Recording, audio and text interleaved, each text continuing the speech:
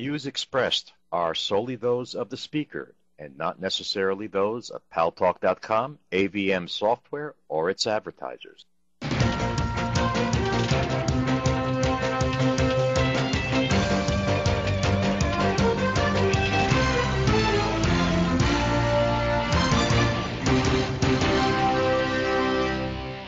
News Talk is online. News Talk Online is a production of Paltalk.com, the largest multimedia interactive program on the internet with more than 4 million unique users on demand on iTunes and on YouTube and on my blog, GaryBaumgarten.com, where you can post your comments, whether you agree with yours truly or not. And following the show, you can listen to the show over and over again after Boaz posts it there. And thanks to our good friends at CRN Digital Talk Radio, we're syndicated to an additional 12 million households. I am your host, Gary Baumgarten. Welcome to the show. Before we start, I have a programming note for you. At 8 o'clock New York time, that is 2 hours after the end of the show, about 3 hours from now, also here in the radio and TV section, you don't want to miss the Obie Awards. That's the Off-Broadway and the Off-Broadway Awards presented by the Village Voice.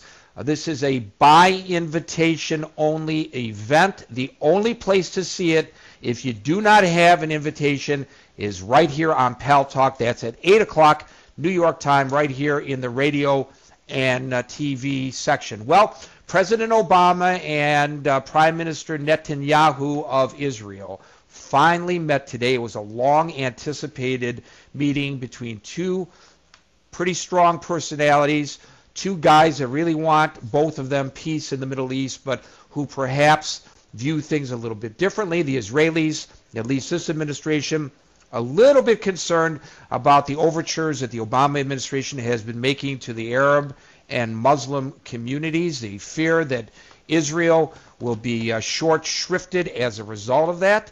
The president apparently attempting to allay some of those concerns, but in so doing, pushing, as has the previous presidents, or as have the previous administrations, for a two-state solution. The problem is, unlike the previous Israeli prime ministers, this prime minister disfavors a two-state solution so long as the people they are negotiating with potentially do not recognize the right of Israel to exist, do not recognize the right of Israel to defend its borders.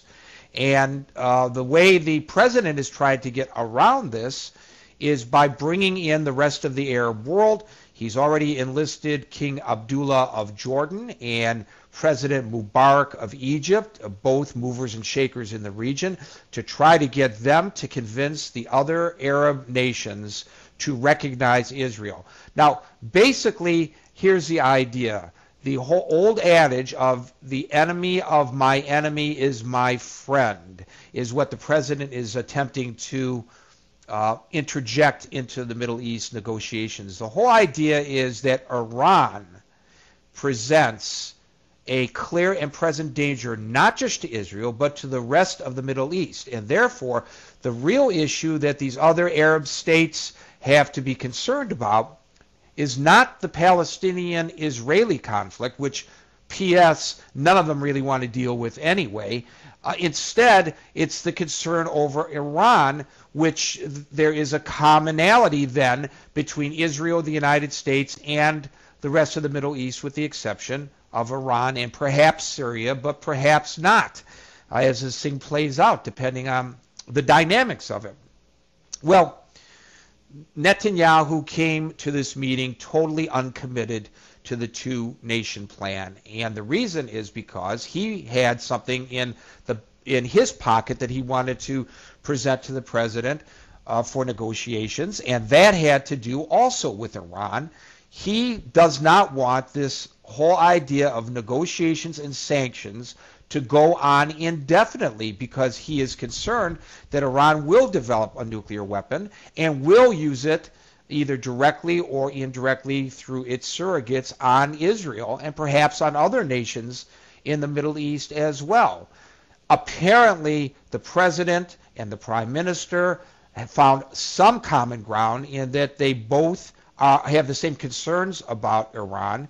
The president agreed, and he did not go as far as Netanyahu had wanted, but the president agreed that to keep the situation of Iran and its nuclear weapons aspirations an open-ended issue would not be a good thing. And he promised the prime minister that he would not allow it to go on indefinitely, but he would not set an artificial timetable. Does that sound familiar? We heard the same coming from the previous administration with regard to the withdrawal of troops from Iraq, didn't we? Didn't want to set a deadline, a drop-dead deadline. But he does want stronger international steps taken with Iran first before other options are explored. That is President Obama. So now what comes next? Well, and I seem to be losing my voice here, and if I do, well, Boaz is certainly capable to take over this particular discussion because he's as tuned in on this one as am I. But next week, the president meets with both the aforementioned Egyptian President Mubarak, and he also meets with Palestinian President Abbas before traveling to Egypt to address the Arab world and the Muslim world. So that's where we stand. I'll add that Netanyahu did embrace the president's plan to bring the other Arab states into the negotiations. Well, why not?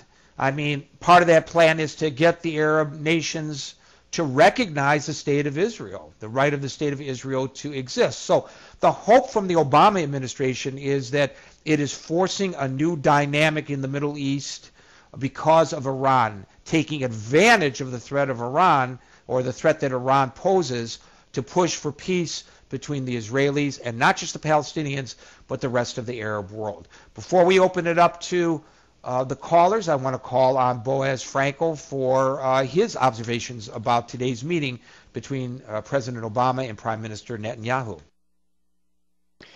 Thank you very much, Gary, and I hope your voice does not fail on you. But if it does, no worries.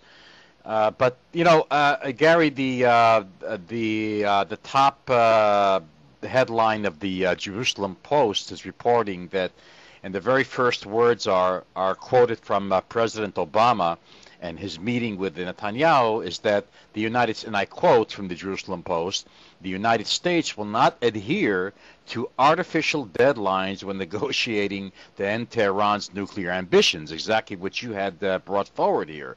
Now, this is a tricky situation, Gary.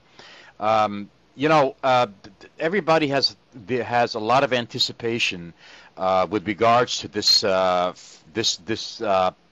top priority meeting between President Obama and Prime Minister Netanyahu, and everybody has a lot of expectations from this particular meeting.